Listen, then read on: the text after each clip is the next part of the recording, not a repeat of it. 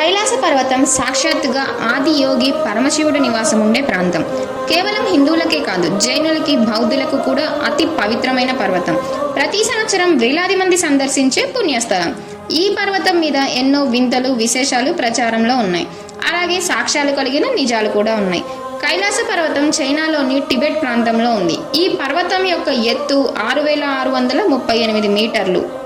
ప్రపంచంలోని ఎత్తైన పర్వతాలలో ఇది కూడా ఒకటి. ప్రపంచంలో అతి ఎత్తైన పర్వతమైన ఎవరెస్ట్ శిఖరాన్ని ఎక్కిన మానవులు ఉన్నారు, కానీ కైలాస పర్వతం ఎక్కిన మానవులు మాత్రం ఎవరూ లేరు. మొత్తం ఆసియాలోనే పొడవైన నదులుగా పేరుగాంచిన బ్రహ్మపుత్ర, సింధు, సట్లెజ్ మరియు గంగా నదికి ఉపనది అయిన కర్నాలి మొదలైన నదుల మూలాలు ఈ ప్రాంతంలోనే ఉన్నాయి. భూమి యొక్క ఉత్తర ధ్రువం నుండి కైలాస పర్వతానికి 6666 కిలోమీటర్లు.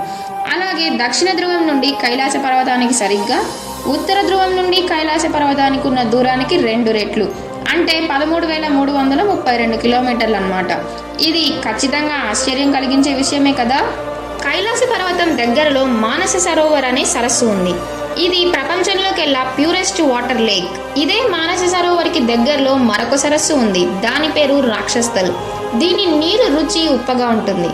శాస్త్రవేత్తలకి అర్థం కాని విషయం ఏంటంటే, ఒకే ఎత్తులో తక్కువ దూరంలో ఉన్న ఈ 2 సరస్సుల మధ్య ఇంత వ్యత్యాసం ఎందుకు? ఒకటి ప్యూర్ ఫ్రెష్ వాటర్, మరొకటి సాల్ట్ వాటర్. హిందూ మతంలో ఈ పర్వతం శివుని నివాసంగా గుర్తించబడింది. ఆయన భార్య పార్వతీదేవి, గణేశుడు మరియు కార్తికేయునితో పాటుగా నంది మరియు గణాలు ఉంటారని విశ్వాసం. హిందువులు కైలాస పర్వతాన్ని మేరు పర్వతం అని నమ్ముతారు. ఇది దేవతలు నివసించే స్వర్గానికి మెట్లు మార్గంగా పరిగణించబడుతుంది. హిందూ ఇతిహాసం రామాయణంలోని ఉత్తరాఖండ ప్రకారం రావణుడు శివునికి నివాసమైన ఈ కైలాస పర్వతాన్ని ఎత్తడానికి ప్రయత్నించాడని చెప్తారు. అప్పుడు ఆ మహాశివుడు ఆయన కుడి బొటన వేలుని పర్వతంపై నొక్కి మధ్యలో రావణుడిని బంధించాడు. మహాభారతం ప్రకారం పాండవులు వారి భార్య ద్రౌపదితో కలిసి స్వర్గానికి చేరుకోవడానికి కైలాస పర్వతం వైపు ప్రయాణించారని చెప్పబడింది. అయితే కుక్కతో పాటు ధర్మరాజు మాత్రమే కైలాస పర్వతం మార్గం ద్వారా స్వర్గాన్ని చేరుకోగలిగాడని చెప్పబడింది. విష్ణు పురాణం ప్రకారం కైలాసం ప్రపంచానికి ఒక స్తంభం. ఇది కమలానికి ప్రతీకగా ఉండే 6 పర్వత శ్రేణుల నడి బొడ్డున ఉంది. ఇక్కడ శివుడు పద్మాసనంలో కూర్చొని ధ్యానంలో నిమగ్నమై ఉంటాడని చెప్తారు. కానీ హిందూ శాస్త్రాల ప్రకారం జీవించే వ్యక్తి కైలాస పర్వతం పైకి చేరుకోలేరని, కైలాస శిఖరాన్ని మరణం తరువాత మాత్రమే లేదా ఎప్పుడూ పాపం చేయని వ్యక్తి మాత్రమే ఎక్కగలరు అని నమ్ముతారు. 1999లో రష్యన్ శాస్త్రవేత్తల బృందం కైలాస పర్వతం క్రింద 1 నెల పాటు ఉండి దాని పరిమాణం గురించి పరిశోధించింది. ఈ పర్వతం యొక్క త్రిభుజాకారం సహజమైనది కాదని, మంచుతో కప్పబడిన పిరమిడ్ అని శాస్త్రవేత్తలు తెలిపారు. 2007లో రష్యన్ పర్వతారోహకుడు సెర్గీ సిస్టికోవ్ తన బృందంతో కైలాస పర్వతాన్ని అధిరోహించడానికి ప్రయత్నించాడు.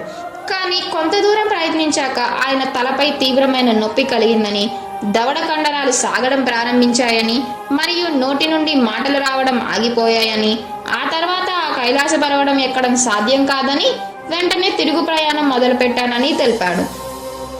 అదేవిధంగా కల్నల్ విల్సన్ అనే పర్వతారోహకుడు కైలాస పర్వతం ఎక్కడానికి ప్రయత్నించాడు.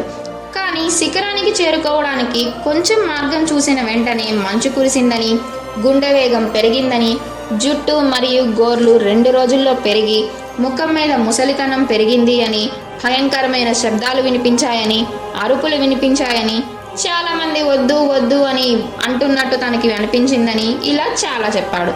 అందుకనే అవన్నీ గ్రహించి వెనక్కి వచ్చేశాను అని తెలిపాడు. అలాగే కైలాస పర్వతం ఎక్కడం అసాధ్యమని కూడా తెలిపాడు.